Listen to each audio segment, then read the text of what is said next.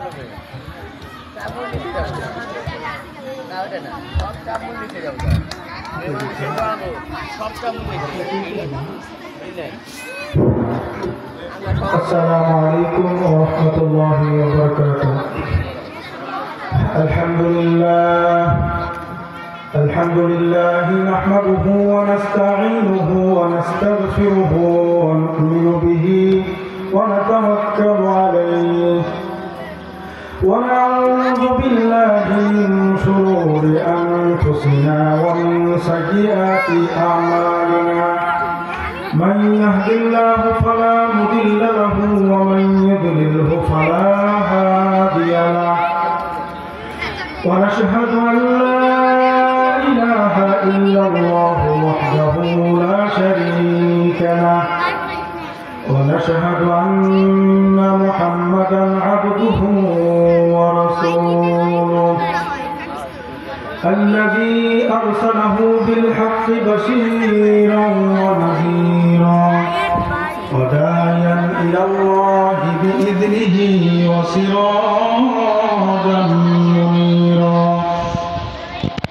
فقد قال الله تعالى في كلامه المجيد والفرقانه الحميد أعوذ بالله من الشيطان الرجيم بسم الله الرحمن الرحيم يا أيها الذين آمنوا اتقوا الله حق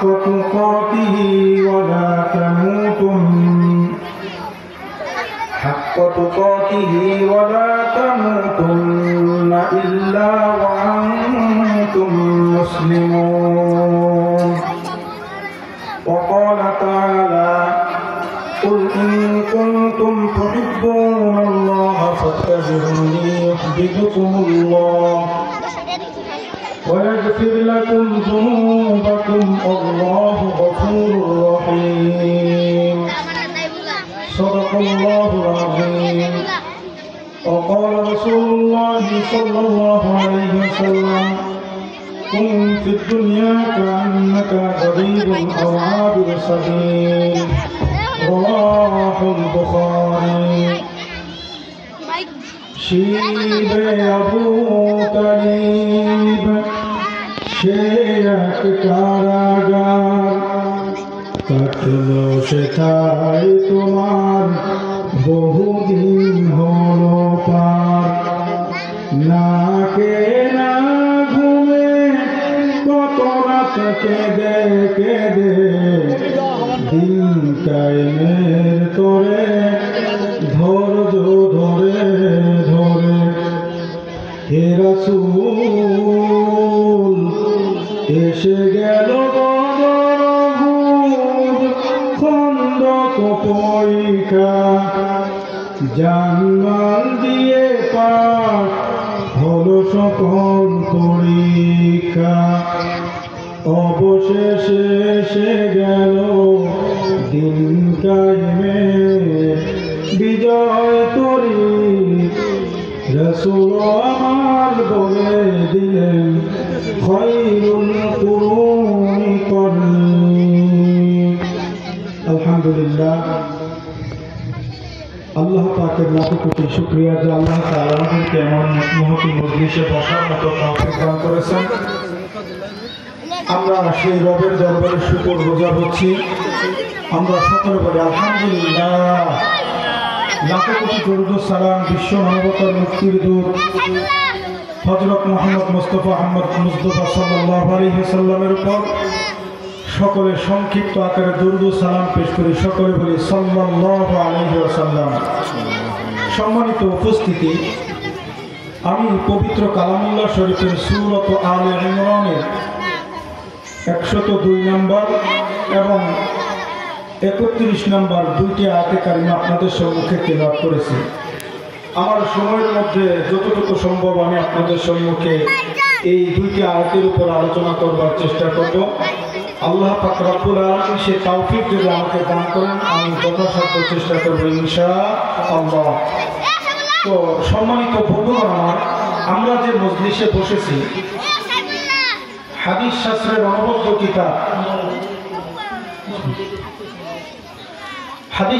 অনবদ্য কিতাব মুসনাদ আহমদ শরীফের দ্বিতীয় খণ্ডে আল্লাহ রাসূল সাল্লাল্লাহু আলাইহি সাল্লামের একটি হাদিস হযরত আবু দারদা রাদিয়াল্লাহু তাআলা আনহু থেকে বর্ণনা হয়েছে। আল্লাহ রাসূল সাল্লাল্লাহু আলাইহি ওয়াসাল্লাম বলেন, যেই মজলিসে কুরআন ও হাদিসের আলোচনা করা হয়, আল্লাহ তাআলার বরকতের ঘোষণা করা হয়, এমন মজলিসে যারা বসবে তাদের কমপক্ষে পূর্বের 1 বছরের সগীরা গুনাহ মাফ হয়ে যায়। জোরে বলি সুবহানাল্লাহ। শুধু তাই না, আল্লাহ রাসূল সাল্লাল্লাহু আলাইহি ওয়াসাল্লাম আরো বলেন, যারা এই মজলিসে উপস্থিত হতে পেরেছে, বসতে পেরেছে, তাদের পূর্ববর্তীতে যারা বাবা দাদা তাদের মারা গেছে, তাদের কবরের আযাব কমপক্ষে 40 দিনে মাফ করে দেয়। জোরে বলি সুবহানাল্লাহ। সম্মানিত বন্ধুগণ, আমরা যেখানে আজকে তাফসীরুল কুরআন মাহফিল হচ্ছে, এর পাশে একটা কবরস্থান আছে, আমরা এটা সকলে জানি। তো আল্লাহ তাআলার কাছে সর্বপ্রথমে আমি দোয়া করছি, এই মাহফিলের থেকে যত যাজা খায়ের বরকত হয়, এর উসিলা করে পার্শ্ববর্তী যে কবরস্থান আছে, কবরের মধ্যে যে মাইয়তগুলো শুয়ে আছে, আল্লাহ তাআলা তাদের সকলের গুনাহ খাতা মাফ করে দেন। সকলে বলে আমিন। তাদেরকে মাহফিলের উসিলা করে জান্নাতি মেহমান হিসেবে কবুল করে নেন। সকলে বলে আমিন। তো মহিলা অভিভাবক যারা আছে তাদের দৃষ্টি আকর্ষণ করা হচ্ছে, আপনারা দয়া করে প্রথম শ্রেণী, দ্বিতীয় এবং তৃতীয় শ্রেণীতে বসার জন্য আপনাদেরকে বিশেষভাবে অনুরোধ করা হচ্ছে। মাহফিল ইন্তেজামিয়া কমিটির পক্ষ থেকে আপনাদেরকে প্রথম শ্রেণী, দ্বিতীয় এবং তৃতীয় শ্রেণীতে অবস্থান করবার জন্য বলা হচ্ছে। তো আমার সময় একদম কম, আমি কোনো ভূমিকা ছাড়া আলোচনা করব যতটুকু সম্ভব। তো বন্ধুগণ আমার, আল্লাহ পাক রব্বুল আলামিন এই দুনিয়াতে আমাদেরকে প্রেরণ করেছে আজ থেকে প্রায় ৮,৫০০ বছর আগে। কত বছর আগে? ৮,৫০০ বছর আগে। তো এই ৮,৫০০ বছর আগে আমাদের আদি পিতা হযরত আদম আলাইহিস সালাতু ওয়াস সালামকে যখন দুনিয়াতে প্রেরণ করেছেন, তো সম্মানিত বন্ধুগণ আমার, আল্লাহ পাক রব্বুল আলামিন আদম আলাইহিস সালাতু ওয়াস সালামকে যখন দুনিয়ার বুকে প্রেরণ করেছিলেন, এই দুনিয়াতে আদম আলাইহিস সালাম যখন চাষাবাদ শুরু করে দিলেন, দুনিয়ার মাটি হযরত আদম আলাইহিস সালামকে ডাক দিয়ে বলে, আদম, তুমি এমন সময় আমার জমিনে আসলে, আমার বুকে হাল চাষ করা শুরু করে দিলে।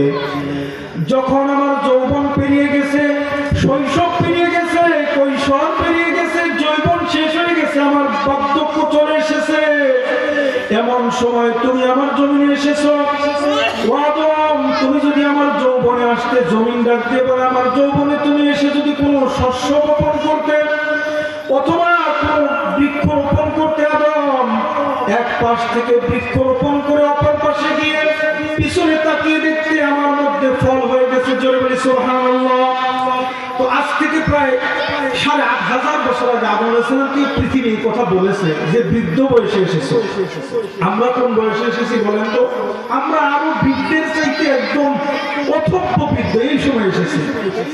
তো যাই হোক, দুনিয়াতে আমরা এসেছি, আল্লাহ তাআলা আমাদেরকে উদ্দেশ্য প্রণোদিত ভাবে তৈরি করেছেন। আল্লাহ পাক রব্বুল আলামিন আমাদেরকে এই দুনিয়াতে খেলতামাশার বিষয়বস্তু করে আমাদেরকে দুনিয়াতে আল্লাহ তাআলা প্রেরণ করেন না।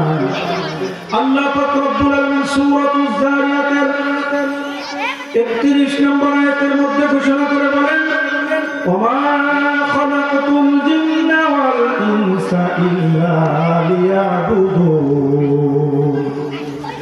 আল্লাহ পাক ডাক দিয়ে বলেন, ও আমার বান্দারা, তোমাদেরকে আমি তো কোনো খেলতামাশার বিষয়বস্তু করে দুনিয়াতে প্রেরণ করি নাই। আল্লাহ তাআলা আমি মানুষ এবং জিন জাতিদেরকে শুধুমাত্র একমাত্র কেবলমাত্র আমি রবের ইবাদত করবার জন্য প্রেরণ করেছি। আল্লাহ পাক রব্বুল আলামিন আমাদেরকে দুনিয়াতে প্রেরণ করেছেন, সে উদ্দেশ্য আল্লাহ তাআলা কি বলে দিলেন না যে এই দুনিয়াতে জিন এবং মানুষদেরকে শুধুমাত্র আমার ইবাদতের জন্য প্রেরণ করেছি। সম্মানিত বন্ধুরা, আমি যে আয়াতে কারিমা তেলাওয়াত করেছি, আমি এখন সেই দিকে আপনি আলোচনা করবার চেষ্টা করব। যে আল্লাহ তাআলা আমাদেরকে দুনিয়াতে প্রেরণ করেছেন, সে উদ্দেশ্য বলে দিয়েছেন। দুনিয়াটা আর বেশি দিন থাকবে না, সেটাও আমরা বুঝতে পারলাম। আদম আলাইহিস সালামের সময় জমিন বলেছিল শেষ সময়, বার্ধক্য। তো আল্লাহ তাআলা আমাদেরকে দুনিয়াতে প্রেরণ করবার পর কিছু বিষয় আমাদের জন্য জরুরি করে দিয়েছেন। তো আল্লাহ পাক রব্বুল আলামিন সূরা আলে ইমরানের 102 নম্বর আয়াতের মধ্যে ঘোষণা করে বলেন, ইয়া আইয়ুহাল্লাযীনা আমানু তাকুল্লাহ আল্লাহু হাক্কা তুকাতিহি ওয়া লা তামুতুন্না ইল্লা ওয়া আনতুম মুসলিমুন। আল্লাহ পাক রব্বুল আলামিন ডাক দিয়ে বলেন, ইয়া আইয়ুহাল্লাযীনা আমানু তাকুল্লাহ। আল্লাহ তাআলা ডাক দিয়ে বলেন, হে ঈমানদারেরা। আল্লাহ তাআলা ডাক দিয়ে বলেন, হে ঈমানদারেরা, তোমরা আমাকে ভয় করো। কি বলেন? আল্লাহ তাআলা ডাক দিয়ে বলেন, হে ঈমানদারেরা, তোমরা আমাকে ভয় করো। কাকে ডাক দিয়ে বলেন? বলেন ঈমানদারদেরকে। আল্লাহ তাআলা বলেন না যে ইয়া আইয়ুহাল্লাযীনা কাফারু বলেন না, ইয়া আইয়ুহাল মুশরিকুন বলেন না। ডাক দিয়েছেন কাদেরকে? মুমিন, যারা ঈমান এনেছে, যারা আল্লাহকে এক বলে স্বীকার করে বিশ্বাস করেছে। আল্লাহ পাক বলেন, ইয়া আইয়ুহাল্লাযীনা আমানু তাকুল্লাহ, হে ঈমানদারেরা, তোমরা আমাকে ভয় করো। ইত্তাকুল্লাহ, ভয় করার মতো তোমরা আমাকে, হাক্কা তুকাতিহি, তোমরা আমাকে ভয় করার মতো ভয় করো। ওয়া আনতুম মুসলিমুন, আল্লাহ তাআলা বলেন, এবং এমন অবস্থায় তোমরা মৃত্যুবরণ করো না যেন তোমরা মুসলমান হও না, এরকম করে তোমরা মওতের কাছে এসো না। আল্লাহ তাআলা আয়াতের মধ্যে আমাদেরকে পরিষ্কার করে জানিয়ে দিলেন, যারা তোমরা ঈমান আনয়ন করেছো, ঈমানের প্রতি তোমরা যারা আল্লাহ তাআলার প্রতি বিশ্বাস স্থাপন করেছো, তোমরা শুধু ঈমানদার বলে তোমরা দাবি করো। আল্লাহ তাআলা বলেন যে তোমরা ঈমান এনেছো, কিন্তু তোমরা এমন অবস্থায় আমার কাছে এসো না যে মুসলমান না হয়ে আমার কাছে তোমরা আসতে পারবে না। দেখেন, আমরা এখানে জানি যারা আমরা মুমিন, এরাই আমরা বলি যে আমরা মুসলমান, কিন্তু আমরা মুসলমান কি হয়েছি প্রত্যেক সূত্রে। আমার বাবা মুসলমান, তার বাবা মুসলমান, সেই হিসেবে আমরা ঈমানদার, আমরা মুসলমান বলে পরিচয় করি। কিন্তু মুসলিম কথাটির শব্দের শাব্দিক অর্থ হচ্ছে আনুগত্যকারী। কি কারী? আনুগত্যকারী। আল্লাহ তাআলাকে আনুগত্য করতে হবে, এটা হচ্ছে আল্লাহ তাআলার ইচ্ছা ছিল যে মানুষরা আমাকে ভয় করবে এবং আমার আনুগত্য করবে। বন্ধুগণ আমার, আল্লাহ তাআলা আমাদের সুন্দর করে শিখিয়ে দিলেন আল্লাহ তাআলাকে ভয় করতে হবে। কার মতো? ভয় করার মতো ভয় করতে হবে। শুধু ভয় করলে চলবে না। আল্লাহ তাআলা ঘোষণা করে দেন, তোমরা আমাকে ভয় করলেই, শুধুমাত্র ভয় করলেই চলবে না। আমাকে ভয় করার পর তোমাদের কিছু কাজ আমি নির্ধারিত করে দিলাম, যেই কাজগুলো করার মাধ্যমে, আমাকে আনুগত্য করবার মাধ্যমে তোমরা মুসলিম হয়ে, তোমরা মুসলমান হয়ে আমার কাছে এসো। এর আগে তোমরা কি করো না? মুসলমান না হয়ে তোমরা মৃত্যুবরণ করো না। আচ্ছা, আমরা যারা আছি বলেন তো, আমরা কি কেউ মৃত্যুকে আটকায় রাখা সম্ভব? আমরা নিজেদেরকে ধরে রাখতে পারবো? কেউ পারবো না। মানুষের যখন মৌতের সময় হয়ে যাবে, ঘনঘটা বেজে যাবে, আমরা দুনিয়া থেকে চলে যাব, আমরা আমাদেরকে কি আটকাতে পারবো না। তো আল্লাহ তাআলা বলেন, তোমরা যারা ঈমান এনেছো, আমার প্রতি বিশ্বাস স্থাপন করেছো, তোমরা এই কথাটি সুন্দর করে খেয়াল রাখবে, মুসলমান না হয়ে কিন্তু তোমরা মওতের নিকট এসো না।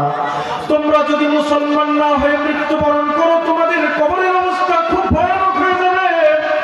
কবরটা কেমন জায়গা? আমরা তো সাধারণ দুনিয়ার মধ্যে মানুষ মৃত্যুবরণ করার সাথে সাথে তাদের দাফন কার্য সম্পাদন করে আমরা সেখান থেকে চলে যাই মাটিতে, আমরা এই পর্যন্তই জানি। কিন্তু আল্লাহর রাসূল সাল্লাল্লাহু আলাইহি সাল্লামের সাহাবী হযরত উসমান কবর দেখলে হাউমাউ করে শিশুর মতো কেঁদে উঠতেন, মাটিতে গড়াগড়ি দিতেন। সাহাবায়ে কেরামরা জিজ্ঞাসা করতেন, ও ভাই উসমান, তুমি আল্লাহর রাসূলের সামনে বসে থাকো, রাসূল কবরের কত ভয়াবহ আলোচনা করেন, জাহান্নামের কত ভয়ানক আলোচনা আমাদের সামনে করেন, কিন্তু তখন তো আপনি এরকম অস্থির হয়ে যান না। সাইয়েদনা ওসমান ডাক দিয়ে বলেন, আমার সাথীরা শোনো, আল্লাহর রাসূল বলেছেন কবর এমন একটা জায়গা, মানুষ যখন মৃত্যুবরণ করবে, কবরে যাওয়ার সাথে সাথে তার অবস্থা যদি ভালো হয়, কবর যদি তার সাথে ভালো আচরণ করে হাসর সিরাত মিজান সব জায়গা থেকে পার পেয়ে যাব। আর যদি কবর প্রথম মঞ্জিলে যদি আমি ধরা খেয়ে যাই, আমার আর পরবর্তী মঞ্জিল গুলো থেকে পার হওয়ার কোনো সুযোগ থাকবে না। তো আল্লাহ পাক রব্বুল আলামিন আমাদেরকে মুসলমান না হয়ে মরবার জন্য বলতেছিলেন। বন্ধুগণ আমার, আল্লাহ রাসূল সাল্লাল্লাহু আলাইহি সাল্লামের সাহাবী উসমান কবর দেখে এত ভয় পেতেন, আর আমরা কবরের পাশ দিয়ে যাই, কোন সময় আমরা মনেও করি না যে কবর আমাদের যেতে হবে।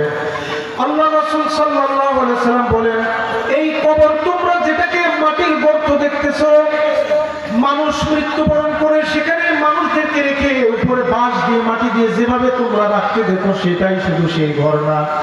আল্লাহ রাসূল বলেন, আল কবরু ইম্মা রাওদাতুন মিন রিয়াদিল জান্নাহ ওয়া ইম্মা হুফরাতুন মিন হুফারিন নার।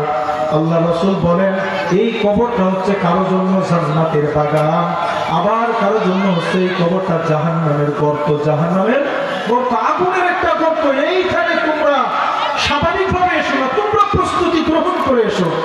সম্মানিত বন্ধুগণ আমার, তো আমার সময় খুবই সংক্ষিপ্ত সময়ের মধ্যে গোছাল আলোচনা করে একদমই সম্ভব হয় না। সংক্ষিপ্ত সময় আমি আসলে প্রফেশনাল মানের কোনো আলোচক না, যতটুকু আলোচনা করলাম এর মধ্যে আল্লাহ তাআলা আমাদের যদি কোনো ভুল ত্রুটি হয়ে থাকে আল্লাহ তাআলা নিজ দিনে ক্ষমা করে দিন। আর আমার এই আলোচনার মধ্যে যদি কোনো আমল করবার মতো কথা হয়ে থাকে আল্লাহ তাআলা সকলের দিলের মধ্যে গেঁথে দিন। সকলে বলে আমিন, আমিন, আরো জোরে বলে আমিন, আমিন। আলহামদুলিল্লাহি রাব্বিল আলামিন ওয়া মা আলাইনা ইল্লাল বালাগ। আসসালামু আলাইকুম ওয়া রাহমাতুল্লাহি ওয়া বারাকাতুহু। ধন্যবাদ।